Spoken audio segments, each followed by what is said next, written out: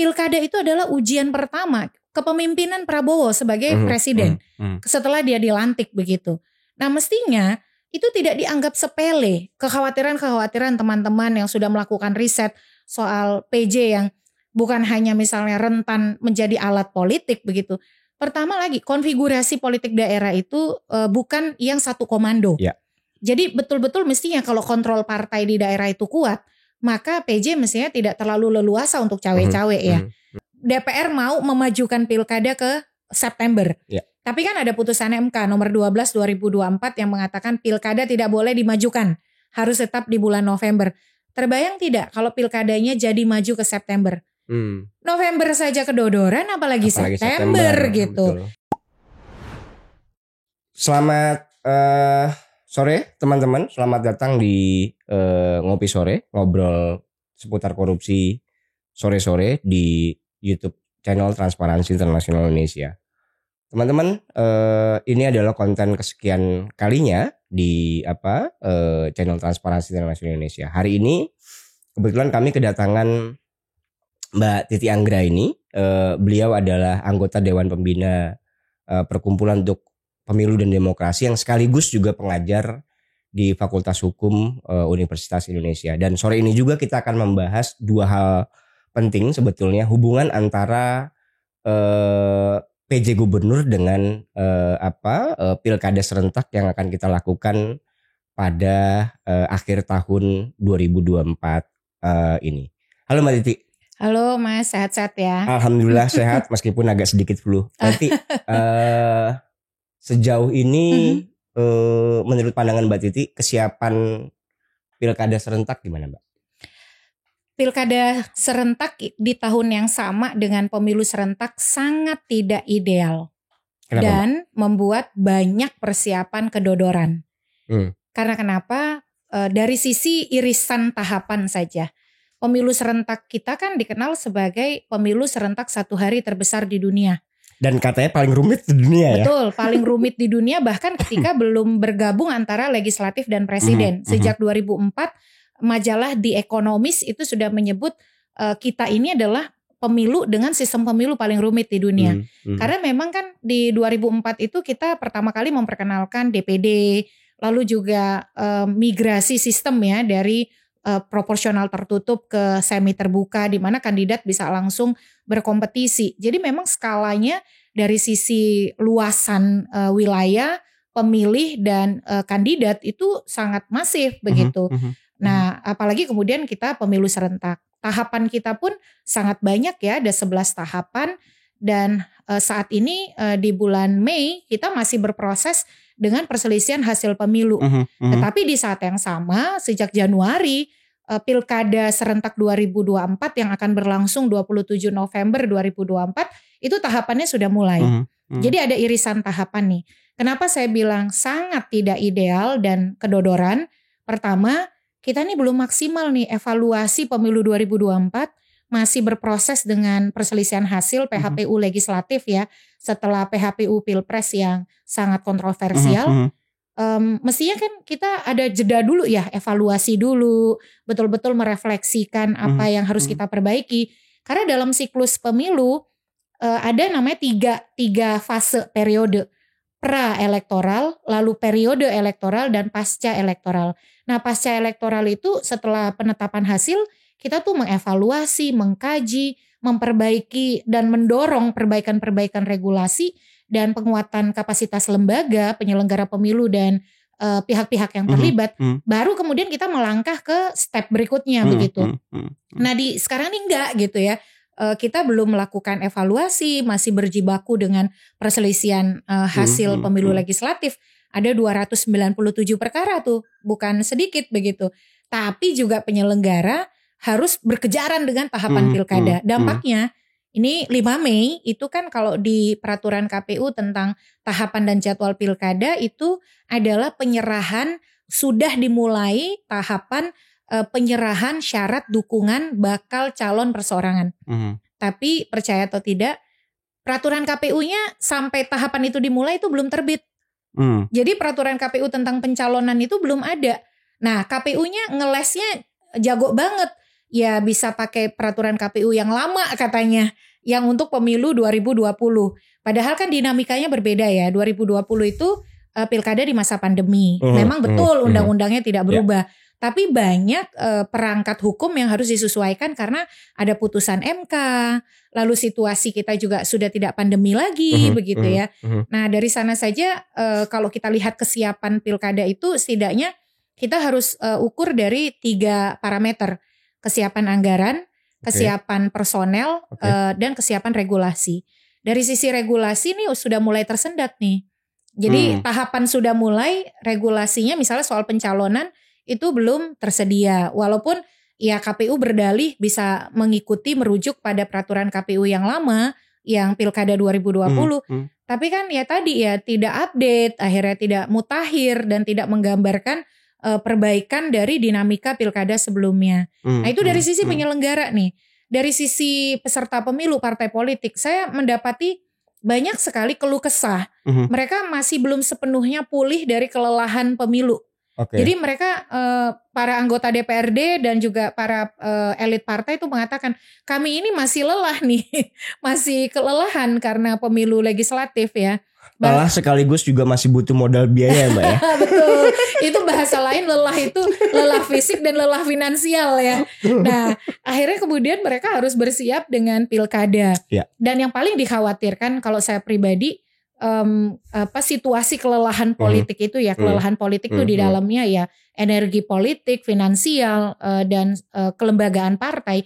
Kelembagaan partai kan belum sepenuhnya solid ya, masih istilahnya ada yang terkoyak karena perselisihan internal antar caleg, atau kemudian masih ada yang mengalami istilahnya turbulensi akibat pemilu legislatif. Sementara mereka harus mengkonsolidasi diri untuk pencalonan pilkada. Disitulah ruang pragmatisme bisa muncul. Pragmatisme apa? Karena mesin partai dan gizi partai gizinya belum sepenuhnya pulih, ya sudah. Ini jadi bancakan nih.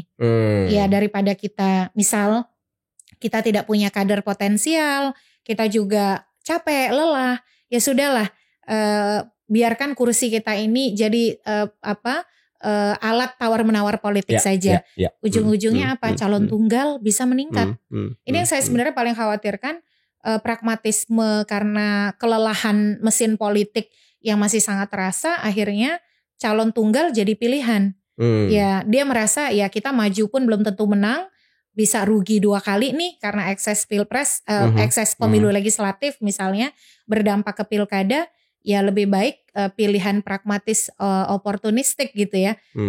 Kursi menjadi bancakan untuk mendapatkan modal kembali dan kemudian mendukung calon yang dianggap paling kuat gitu. Dan paling potensi untuk menang. Dan paling potensial untuk menang dan itu juga dianggap lebih menjanjikan karena bisa jadi alat kompromi berikut baik dari sisi misalnya program-program daerah atau slot-slot ya kita sama-sama tahu ya di daerah itu coupling selain program dan juga OPD yang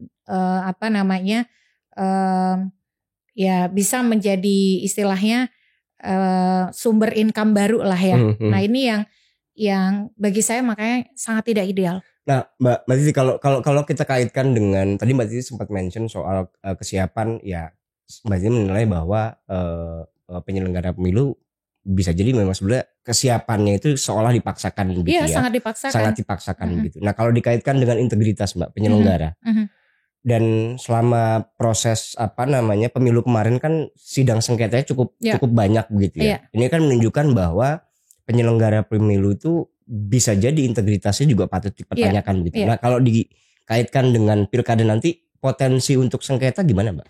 Iya, pilkada kita tidak bicara 2024, kita bicara pengalaman pilkada-pilkada terdahulu. Pilkada itu adalah momen di mana penyelenggara pemilu paling banyak dilaporkan ke DKPP. Karena kenapa? Arena kontestasi pilkada itu kan lebih sempit ya, sehingga tarik-menarik kepentingannya itu lebih besar. Dan mereka itu tingkat kontrol politiknya bisa dikatakan lebih tinggi di antara para aktor politik. Jadi ketika mereka misalnya melihat ketidakpuasan terhadap kinerja penyelenggara, itu saling lapornya itu lebih tinggi. Ya satu sisi bagus sih ya. Itu jadi instrumen kontrol kan. Tetapi di saat yang sama pilkada itu ruang evaluasi oleh MK-nya juga lebih besar. Misalnya di 2020 dari 270 daerah yang pilkada itu ada sekian ratus yang ke Mahkamah Konstitusi dan hasil pilkada yang dibatalkan dan diperintahkan pemungutan atau penghitungan suara ulang oleh MK itu ada 18. Nah, dan di antara sebagian besar mayoritas itu memang karena kelalaian, ketidakprofesionalan dan problem integritas penyelenggara pemilu. Sebut saja misalnya kasus pilkada Bovendigul 2020 di mana di sana seorang mantan terpidana Yusak Yaluo yang belum memenuhi masa jeda 5 tahun itu dipaksa diloloskan. Akhirnya apa? Berujung ke Mahkamah Konstitusi dan perintah pemungutan suara ulang. Lalu juga di Nabire misalnya, bagaimana mungkin DPT lebih besar daripada jumlah penduduk gitu ya. DPT kan otomatis karena ada syarat usia minimal 17 tahun dan atau sudah pernah menikah, harusnya kan lebih rendah daripada jumlah penduduk. Kok bisa penetapan DPT itu lebih tinggi daripada jumlah penduduk? Tapi aneh tapi nyata itu terjadi begitu di Pilkada Nabire 2020. Jadi memang potensi penetrasi kepentingan politik itu lebih besar di pilkada. Karena ini kepentingannya kan, kepentingannya konkret begitu. Ya di pileg juga konkret, tetapi aktornya terlalu banyak kan. Ada permainan, tapi kemudian gesekannya tidak sebesar gesekan politik di pilkada. Dan banyak lagi yang menyangkut memang soal profesionalitas dan kredibilitas penyelenggara pemilu. Misalnya ketidakmampuan mengatur DPT dengan profesional, yang tadi meloloskan orang yang tidak memenuhi syarat begitu ya. Nah itu yang kita akhirnya negara dan masyarakat harus membayar mahal. Sebab apa? Perintah pemungutan suara ulang kan menggunakan pajak kita, uang kita yang tidak perlu terjadi kalau mereka kerja benar begitu. Jadi kredibilitas penyelenggara yang bermasalah yang harus menanggung tuh kita semua. Oke Mbak, nah kalau sekarang kalau dikaitkan dengan penetapan PJ, mungkin spesifik kami bicara soal PJ gubernur ya, dan kebetulan TI terakhir itu meluncurkan hasil baseline scorecard tentang PJ gubernur, dan salah satu temuan yang menariknya adalah ada penyalahgunaan kewenangan PJ gubernur gitu ya, khususnya PJ kepala daerah khususnya gubernur di soal isu pemilu kemarin gitu ya. Di Dirtivot juga sebenarnya diulas secara mendalam gitu ya. Memanfaatkan sarana bantuan sosial untuk dan seterusnya begitu. Nah potensi itu akan kelihatan nggak sih Mbak nanti? Atau muncul lagi nggak sih di dalam pilkada nanti? Soal keterlibatan pejabat negara itu kan termasuk juga penjabat di dalamnya ya. Itu kan diakui di dalam putusan Mahkamah Konstitusi. Walaupun Mahkamah Konstitusi kemudian berkelit, ya karena memang akhirnya aturan positifnya itu tidak mampu menopang penegakan hukum. Bisa dikatakan gini, Mahkamah bilang misalnya soal distribusi bansos oleh incumbent ya atau petahana atau yang disebut dengan incumbency effect ya, incumbency electoral effect. Lalu kemudian distribusi bansos oleh pejabat negara, kemudian keterlibatan pejabat negara dalam kampanye, dan termasuk juga misalnya politisasi birokrasi dan ketidak netralan penjabat. Itu kan oleh Mahkamah sebenarnya diakui di dalam pertimbangan hukumnya, terlepas dari 3 yang dissenting ya. Kalau yang 3 dissenting kan betul-betul keyakinan hakim mereka membuktikan bahwa itu mempengaruhi kompetisi pemilu dan seharusnya diulang gitu.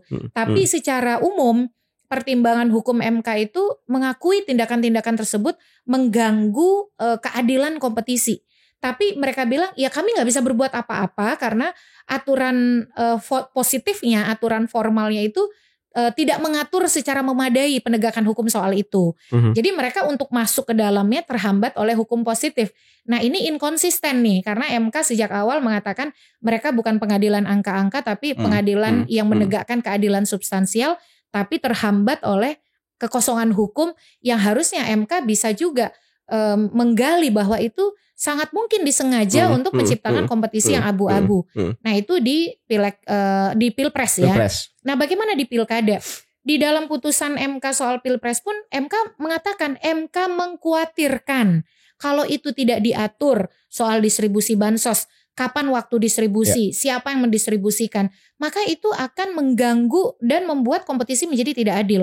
Artinya kesadaran bahwa itu mengganggu kompetisi itu ada. Nah harusnya karena warning atau kekhawatiran itu bahkan sudah menghantui MK sendiri, tidak ada pilihan lain, kan kita harus berbenah. Betul. Nah menurut saya yang harus diatur itu adalah tidak boleh ada keterlibatan distribusi bansos oleh pejabat publik yang berlatar belakang politik ataupun pejabat publik yang sebenarnya bukan bertugas sebagai operator distribusi bansos. Kan kita sudah punya prosedur siapa yang mendistribusikan. Pertama, bansos itu harus cashless, ya, non tunai, dilakukan lewat bank atau misalnya kantor pos. Yang kedua, kalau kita sudah punya perangkat struktur, misalnya petugas yang membagikan dan lain sebagainya, tidak perlu lagi ada simbolisasi. Nah simbolisasi itulah yang ditumpangi oleh kepentingan elektoral. Harusnya kita patuh pada sistem. Nah kita kan tidak patuh pada sistem karena pejabat-pejabat yang tidak netral itu membonceng pada proses distribusi bansos yang memang berpengaruh terhadap atau membuat ada efek elektoral. Jadi disinilah sebenarnya bagi saya sih ketika MK saja sudah mengakui, ya kan kita tidak boleh membiarkan itu. Kita harus berbenah. Jadi harus ada aturannya. Kalau berharap pada revisi undang-undang kok saya agak berat ya Mbak ya. Berat. Tapi setidaknya Permendagri bisa mengatur itu. Kan bahkan di Pilkada 2020 Mendagri jelas mengatakan tidak boleh ada bansos bersimbol kepala daerah atau apapun. Kenapa tidak tegas saja begitu ya? Bahwa distribusi bansos di tahapan yang beririsan dengan tahapan pilkada hanya boleh dilakukan oleh struktur yang sudah diatur. Ya kan kita sudah punya petugas-petugasnya kan. Tidak boleh dilakukan pembagian simbolik apalagi dengan menyertakan simbol-simbol kepala daerah atau simbol-simbol tokoh politik tertentu. Dan yang membagikan ya harus non tunai dan melalui prosedur yang ada gitu. Dan termasuk juga keterlibatan pejabat negara yang kampanye loh. Ini jangan lupa. Ini pilkada nih November ya. Berarti kan sudah ada menteri-menteri baru tuh. Pengalaman di Pilpres ada menteri yang kampanye tanpa izin. Ditindaklanjuti oleh Bawaslu. Tapi sekedar tindak lanjut diberikan teguran supaya tidak diulang. Tapi kan Bawaslu tidak masuk pada aspek ada penggunaan fasilitas negara di situ. Ada kemudian pelanggaran dana kampanye di situ dan seterusnya. Nah ini harus diatur nih. KPU nih harus menangkap catatan-catatan dari pemilu presiden 2024 supaya tidak terulang di pilkada. Kalau saya ya tadi ya jangan sampai kemudian penjabat ini karena dia merasa terbiarkan di Pilpres, kemudian dia repetisi, dia duplikasi tindakan-tindakan tersebut di pilkada begitu. Belum lagi yang kita harus antisipasi penjabat yang gede rasa atau yang genit ya. Dia merasa dia cukup populer, dia cukup diterima di daerah, akhirnya mengajukan pengunduran diri dan kemudian maju di pilkada. Mencalonkan diri. Iya betul. Bagi saya sih Kemendagri tegas saja harusnya tidak menerima pengunduran diri penjabat yang mau maju pilkada. Karena di Undang-Undang Pilkada juga sudah diatur di pasal 7 ayat 2 di penjelasan kan memang penjabat tidak boleh maju pilkada ya. Di situ disebutkan di penjelasannya itu dalam rangka mencegah penjabat mengundurkan diri untuk maju pilkada. Ini kita harus suarakan loh. Jangan sampai kemudian penjabat itu memanfaatkan insentif ya, jabatan yang seharusnya dia mengisi periode kosong kepemimpinan kepala daerah definitif sampai kepala daerah definitif baru terpilih itu dengan tadi menggunakan efek popularitas yang dia dapat atau kemudian tadi gede rasa ya GR lalu kemudian mengundurkan diri dan maju pilkada. Dari sana saja menurut saya Mendagri atau Kemendagri itu harus tegas. Yang mengundurkan diri itu harus ditolak. Penjabat tidak boleh mengundurkan diri untuk maju pilkada gitu. Nah, artinya kan sebetulnya kan gini Mbak, penyalahgunaan kewenangan si penjabat gubernur itu sangat besar ya untuk dia bisa bermain gitu ya di pilkada nanti. Nah, tadi Mbak Titi sempat bilang itu belum ada aturan. Nah, kalau ternyata diulang kembali seperti yang dilakukan pada saat Pilpres kemarin, langkah apa yang tepat untuk kita lakukan sebagai masyarakat sipil gitu? Iya, tentu kita harus mengawasi ya, terutama ini pilkada yang tidak mudah karena dia Betul. tersebar 37 pemilihan gubernur, 508 pemilihan bupati wali kota. Jadi kita memang harus memperkuat simpul gerakan sipil di setiap daerah. Karena tentu TII misalnya tidak akan mungkin menjangkau semua daerah di seluruh Indonesia. Betul. Apakah Perludem, ICW dan lain sebagainya, kita punya banyak keterbatasan. Apalagi nanti kecenderungan akan ada kooptasi pemberitaan dari daerah-daerah yang lebih memikat. Contohnya DKI Jakarta, Jawa Barat, Jawa Tengah, Jawa Timur. Basis suara besar aja ya. Basis suara besar yang itu akan menghiasi pemberitaan dan kontrol media tentu tidak akan maksimal ya kalau kita sekedar misalnya mengandalkan media. Media sangat besar bantuannya bagi kita, terutama media-media lokal juga untuk mengawal. Tetapi gerakan masyarakat sipil harus terpenetrasi juga nih ke daerah.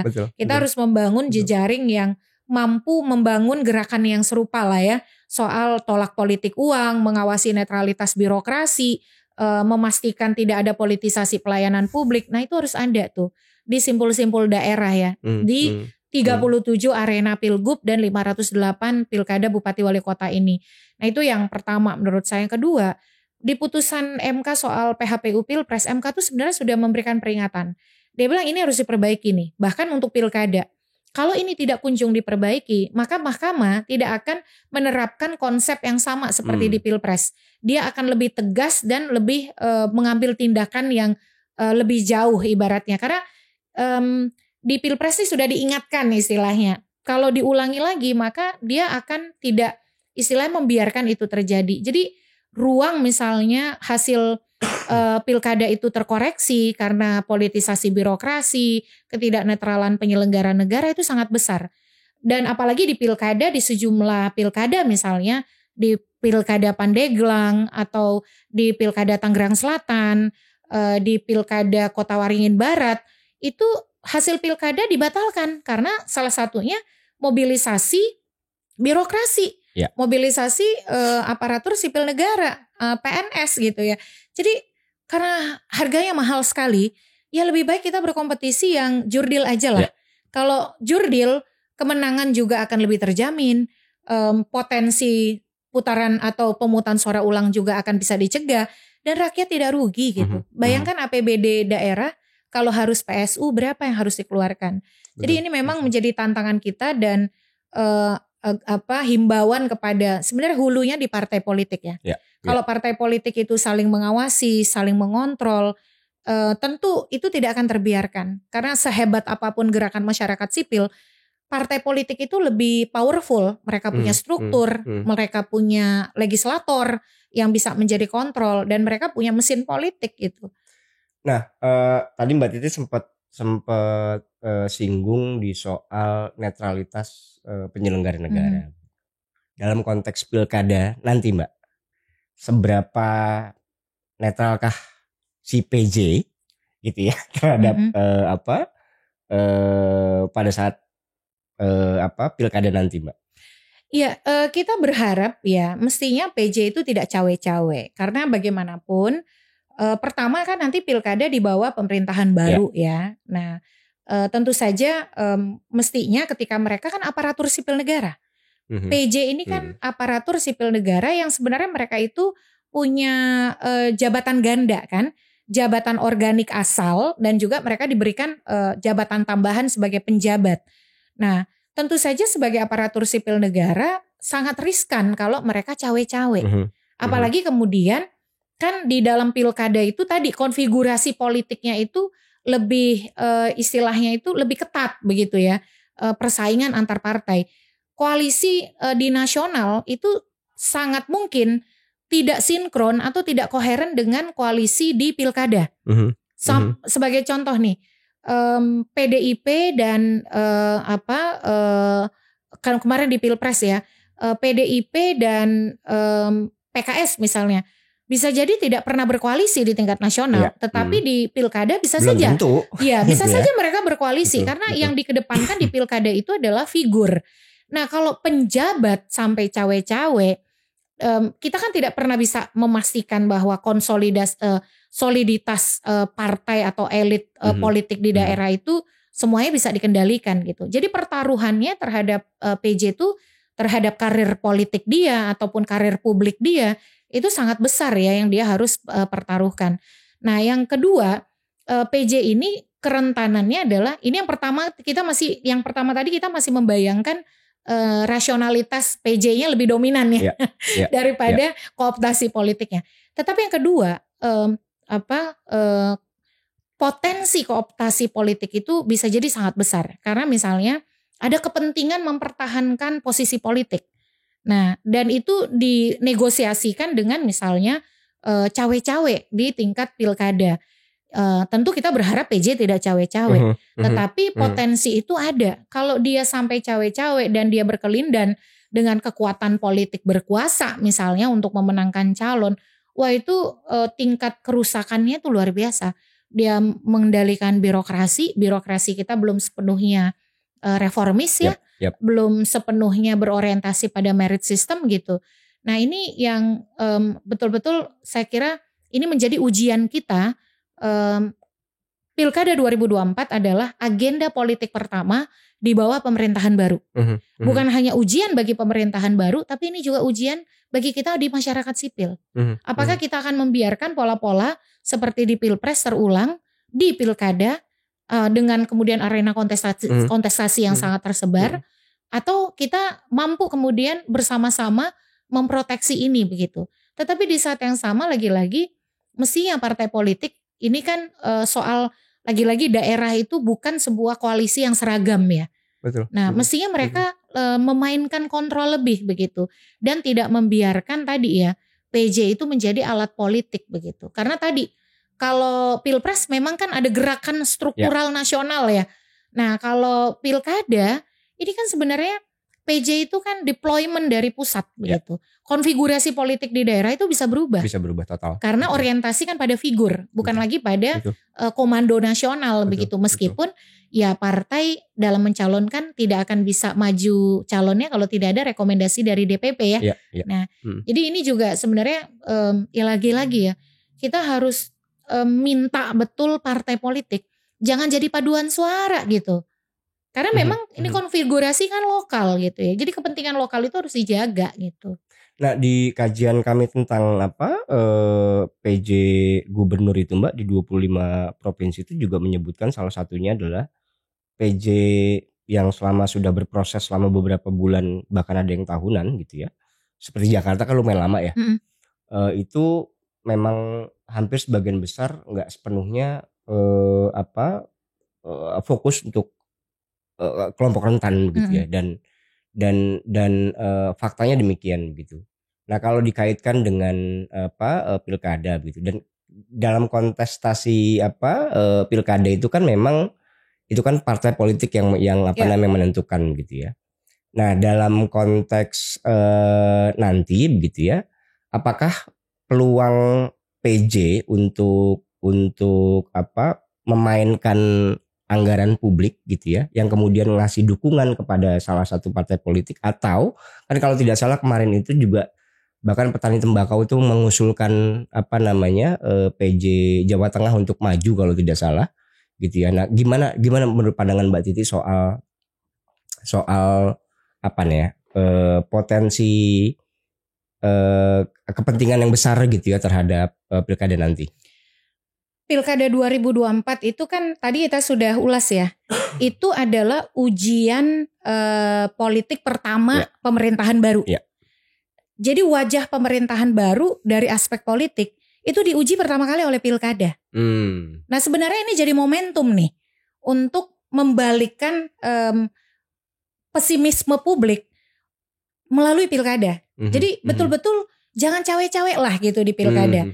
Dia kan coba deh setelah dilantik 20 Oktober langsung kan pilkada 27 November. Kurang lebih 1 bulan. 1 bulan 7 hari 1 bulan 7 hari dia langsung diuji dengan pilkada begitu. Termasuk juga menurut saya yang penting nih, kita kan menunggu siapa menteri dalam negeri kita yang baru ya. Apakah dijabat oleh orang yang sama atau akan ada yang baru. Tapi apapun itu, pilkada itu adalah ujian pertama kepemimpinan Prabowo sebagai presiden setelah dia dilantik begitu. Nah, mestinya itu tidak dianggap sepele. Kekhawatiran-kekhawatiran teman-teman yang sudah melakukan riset soal PJ yang bukan hanya misalnya rentan menjadi alat politik begitu. Pertama lagi, konfigurasi politik daerah itu bukan yang satu komando. Ya. Jadi betul-betul mestinya kalau kontrol partai di daerah itu kuat, maka PJ mestinya tidak terlalu leluasa untuk cawe-cawe ya. Nah, karena pertarungannya tadi dia mempertaruhkan wajah pemerintahan baru Prabowo begitu ya, kepemimpinan Prabowo yang baru, dan yang kedua tidak melulu dalam orkestrasi yang sama dengan peta koalisi nasional gitu. Nah, yang berikut juga menurut saya terkait dengan keberadaan penjabat ini ya, tadi soal bagaimana kontrol publik.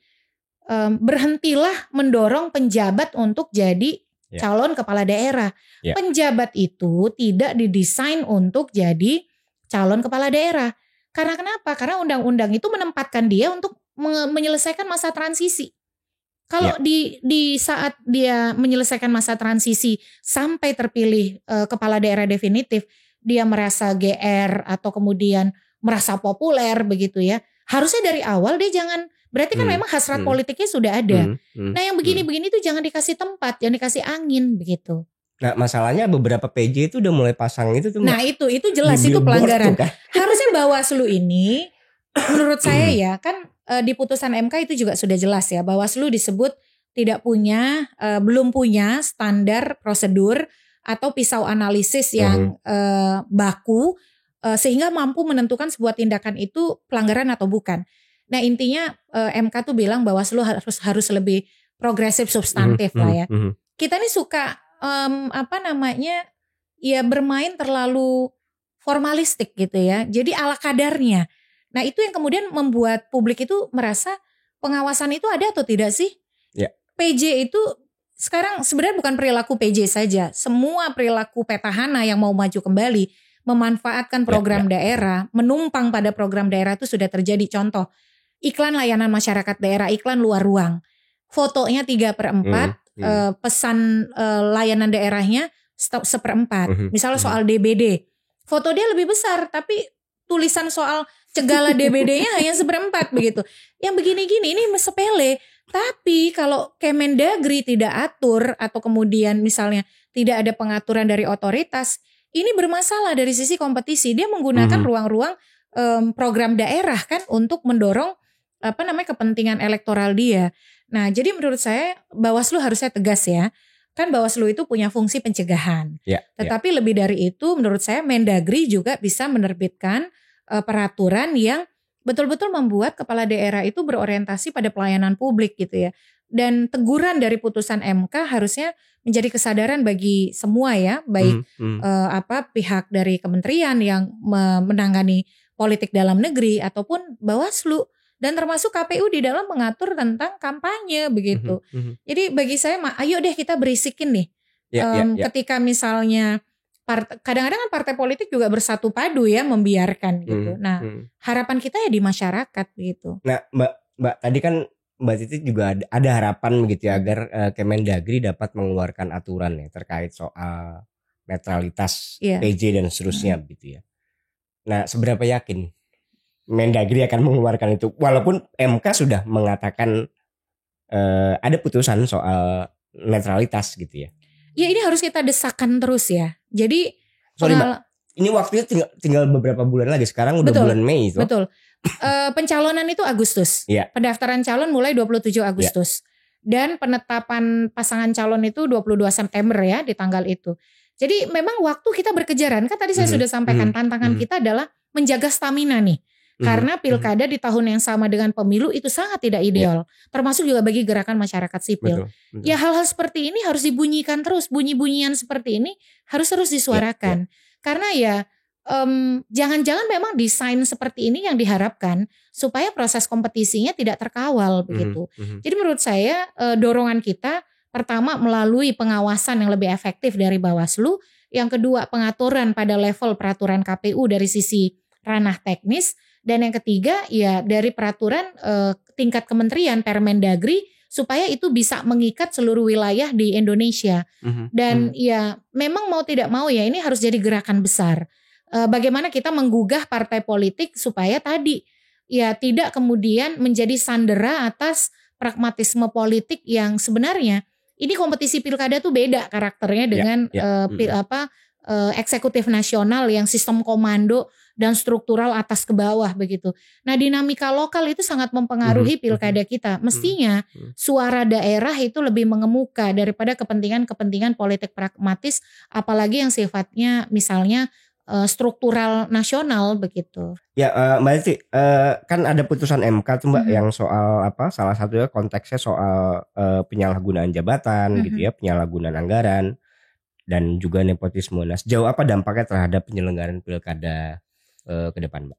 Kalau kita tidak berbenah sesuai banyak diskusi kita barusan ya, regulator tidak membenahi regulasi, partai politik tidak berbenah, pengawas pemilu tidak berbenah, KPU melalui instrumen teknis juga tidak melakukan terobosan. Apa yang terjadi di Pilpres sangat mungkin akan terulang lagi, terreplikasi, diduplikasi dan menjadi efek domino yang terulang karena dia merasa ya nanti di MK kan karena aturannya tidak ada, lalu juga yang penting sudah ditindaklanjuti, ya akan terbiarkan begitu. Meskipun di dalam pilkada progresivitas MK itu lebih maju, lebih menonjol. Tadi kita sudah cerita ya bahwa kalau di Pilpres nih pertama kali ada dissenting opinion. Dari 8 hakim, 3 hakim dissenting opinion dan menyatakan meyakini terbukti terjadinya kecurangan. Tetapi di pilkada ada 18 daerah yang diulang. Apakah pemungutan suara ulang ataukah penghitungan suara ulang. Artinya MK lebih maju atau kemudian lebih berani untuk melakukan koreksi. Jadi di tengah situasi itu ya bukan tidak mungkin pertarungannya adalah pertaruhannya hasil pemilu bisa diulang begitu. Tetapi lagi-lagi ya ini ujian pertama pemerintahan baru, agenda politik pertama pemerintahan baru, wajah pemerintahan baru dalam konteks demokrasi diuji pertama kali di pilkada demokrasi lokal. Kalau di tingkat nasional ujian pertamanya pembentukan kabinet gitu ya. Apakah betul-betul akan bagi-bagi kue ataukah ya akan menghadirkan kabinet yang berorientasi pada memang efektivitas anti korupsi dan pelayanan publik. Tetapi di tingkat demokrasi lokal ini menjadi ujian bagi pemerintahan baru dan juga menjadi ujian apakah penyelenggara pemilu berbenah atau tidak gitu. Jadi ya memang mau tidak mau semua pihak harus merefleksikan putusan MK dan tidak membiarkan ada efek domino pilpres di pilkada. Nah, terakhir Mbak Titi, kalau mau ditarik ke soal apa? Ini kan ada penyelenggaraan pemilu yang kemarin pemilu yang terakhir itu kan cukup apa namanya kacau begitu ya. Penyelenggara pemilunya juga bahkan terakhir itu kalau tidak salah ada hakim MK juga sempat marah-marah tuh karena salah satu komisioner tidak hadir, justru malah hadir ke dalam rapat untuk persiapan pilkada begitu ya. Nah, bagaimana pandangan Mbak Titi dengan situasi itu? Satu itu, kemudian keduanya kalau dikaitkan dengan regulasi, jangan-jangan memang undang-undang pemilu atau undang-undang pemilu yang diubah? Iya, undang-undang pemilu diubah itu sudah pasti. Karena kenapa banyak undang-undang pemilu yang sekarang tuh sudah sangat rapuh. Banyak pasal-pasalnya sudah dibatalkan oleh MK. Sebut saja misalnya pencalonan mantan terpidana di pemilu yang harus ada masa jeda. Itu kan sudah dibatalkan oleh MK, harus diakomodir di dalam undang-undang pemilu. Kemudian soal ambang batas parlemen yang harus direkonstruksi. Lalu juga sejumlah putusan lain misalnya soal model keserentakan, sistem pemilu dan seterusnya yang membuat kita itu harus sungguh-sungguh mengevaluasi undang-undang pemilu kita. Nah, untuk pilkada kan undang-undang pilkada. Ya, betul. Nah, undang-undang pilkada kalaupun diubah, kita sudah tidak punya cukup waktu. Nih. Kemarin itu sempat muncul RUU inisiatif DPR, disahkan di paripurna, tapi belum sempat dibahas dengan presiden. Karena kenapa? Karena DPR mau memajukan pilkada ke September. Tapi kan ada putusan MK nomor 12 2024 yang mengatakan pilkada tidak boleh dimajukan, harus tetap di bulan November. Terbayang tidak kalau pilkadanya jadi maju ke September? November saja kedodoran apalagi September gitu. Betul. Nah, gambaran bagaimana ketika hakim MK marah misalnya anggota KPU tidak ada yang hadir di persidangan, padahal PHPU itu pertaruhan untuk perjuangan kredibilitas hasil pemilu loh. KPU Bawaslu itu jadi forum membuktikan bahwa dia sudah bekerja benar. Bahwa hasil yang dia tetapkan itu bukan hasil dari produk manipulasi atau produk kecurangan. Sementara bagi peserta, caleg atau partai itu perjuangan untuk betul-betul menegakkan perolehan suara dia atau kursi dia gitu. Nah dalam konteks ini ketika misalnya anggota KPU tidak hadir dan itu membuat Hakim MK naik pitam, itulah gambaran tidak idealnya pilkada dan pemilu di tahun yang sama gitu. Itu dari sisi penyelenggara, dari sana saja kita sudah bisa lihat. Misalnya dia mengatakan, ya kami banyak persiapan pilkada. Itu jadi ketahuan belangnya KPU nih. Bahwa dia gak siap sebetulnya. Iya, dan bukan hanya itu. Ketika waktu ada narasi pilkada mau dimajukan ke September dan KPU ditanya, siap gak? Ya kami siap. Karena kami sudah terbiasa menyelenggarakan pilkada. Ya buktinya ternyata siapnya by order ya. Bukan betul-betul by nature gitu. Bahwa dia memang siap gitu. Nah dari situ gambaran bahwa pilkada mungkin akan berjalan. Tetapi kita sudah bisa membayangkan kualitasnya seperti apa. Nah di sini mau tidak mau memang kita harus cerewet. Harus ingatkan terus KPU, Bawaslu bukan tadi ya 3 hal itu. Dari sisi anggaran bukan hanya dia harus tersedia, tapi anggaran bisa dicairkan tepat waktu dan efektif, efisien. Karena ada beberapa yang mengatakan kalau anggaran pilkada itu mata air. Kalau anggaran pemilu air mata. Nah ini bahaya nih. Jangan sampai selesai pilkada kena OTT atau menjadi TSK gitu kan. Yang kedua soal personel. Personel itu juga harus dipastikan jajaran petugas baik di tingkat kecamatan, kelurahan, TPS, desa itu semua tersedia dan kredibel. Yang ketiga soal regulasi. Regulasi jangan sampai terlambat lah. Ya jangan cukup berhenti terlambat hadir sidang. Jangan sampai regulasi juga terlambat disahkan gitu. Oke, Mbak Titi terima kasih banyak atas waktunya. Sebelum saya tutup, ada nggak pesan kunci dari Mbak Titi gitu ya terkait soal penyelenggaraan pemilu atau pengalaman Mbak Titi selama berjibaku dengan isu kepemiluan? Tadi meskipun Mbak Titi sudah mention jelas bahwa penyelenggaraan pemilu serentak dan juga pilkada serentak dalam 1 tahun yang sama itu effort. Resikonya besar sekali begitu ya. Nah, dalam konteks hari ini begitu dengan situasi yang sudah sudah berlangsung gitu ya, apa pesan penting yang perlu disampaikan oleh Mbak Titi kepada pemirsa kita? Di jangka pendek aja ya. Kalau jangka panjang kita secara regulasi dan desain pemilu harus berubah. Nanti mungkin itu dialog berikutnya gitu. Tapi untuk 2024 pilkada, yang pertama kita harus peduli. Karena ini urusan daerah kita. Jadi walaupun saya orang Tangerang Selatan yang aktivitasnya lebih banyak di Jakarta dan Depok, tapi lagi-lagi yang paling terdampak dari pilkada tuh kita. Karena kebijakan pelayanan publik dan lain sebagainya itu ada di daerah kita. Nah, yang berikut adalah sebagai masyarakat sipil, setidaknya kita harus, ini yang selalu saya sampaikan, memainkan 3 peran. Yang pertama, aktivisme sosial. Bagaimana kita membangun gerakan sosial untuk tadi ya lebih peduli, lebih punya kesadaran untuk menolak politik uang, mencegah politisasi birokrasi, memastikan penyelenggara pemilu netral, profesional. Mau tidak mau ini kita harus punya masa atau kemudian pendukung yang lebih banyak. Gen Z dan milenial itu harus satu perahu tuh dengan kita karena mereka adalah pemilih terbesar di pilkada nanti begitu. Yang kedua adalah aktivisme hukum.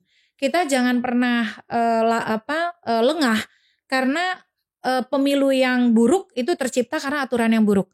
Mau tidak mau kita tuh harus waspada ya soal mengawal regulasi. Misalnya kan soal pencalonan mantan terpidana dan lain sebagainya. Jangan sampai ada regulasi yang justru mendistorsi anti korupsi dan mendistorsi pemilu demokratis.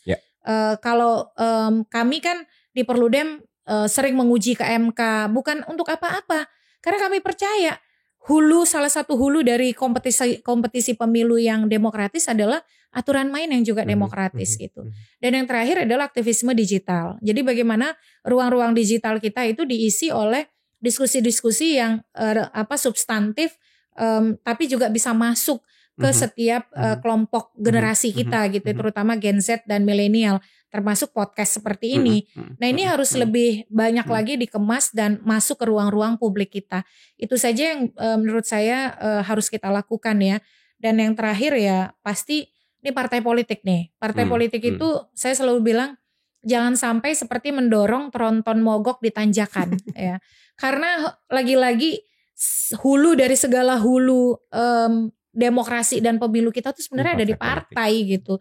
Jadi kalau partainya itu berfungsi, partainya betul-betul memerankan perannya, semua masalah yang tadi kita bahas itu tidak akan muncul ke permukaan. Dia akan bisa diredam oleh partai. Jadi harapannya ya partai juga menjadi garda terdepan di dalam mengawal Pilkada 2024. Ya, Mbak Titi, terima kasih banyak atas waktunya. Senang banget bisa ngobrol tentang Pilkada yang akan kita lakukan di penghujung tahun 2024 gitu. Teman-teman, terima kasih banyak sudah menyimak podcast yang kurang lebih mungkin sekitar setengah jam gitu ya. Dan obrolan sore yang sangat isinya daging semua gitu, dan saya banyak belajar dari Mbak Titi. Terima kasih banyak. Salam hormat, salam sehat untuk kita semua.